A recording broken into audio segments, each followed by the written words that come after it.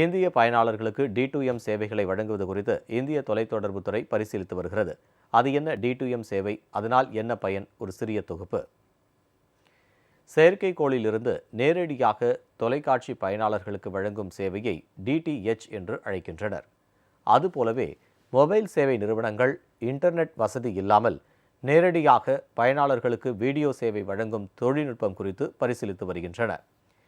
மத்திய தொலைத்தொடர்பு நிறுவனமான DRDAவும் பிரசார் பாரதியும் இது தொடர்பாக ஆலோசனை நடத்தி வருவதாக தகவல் வெளியாகியுள்ளது.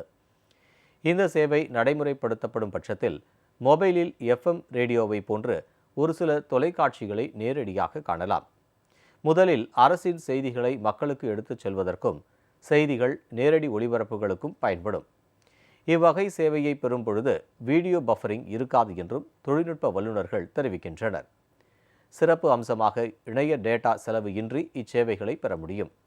அது மட்டுமின்றி கிராமப்புறங்களில் உள்ள மக்கள் தங்கு தடையின்றி இந்த சேவையை பெற முடியும் என்பதுதான்.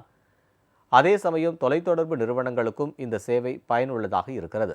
உதாரணத்திற்கு, இணையம் வழியாக வீடியோ பார்க்கும் பயனாளர்களின் போக்குவரத்து குறையும் என்று நிபுணர்கள் தெரிவிக்கின்றனர்.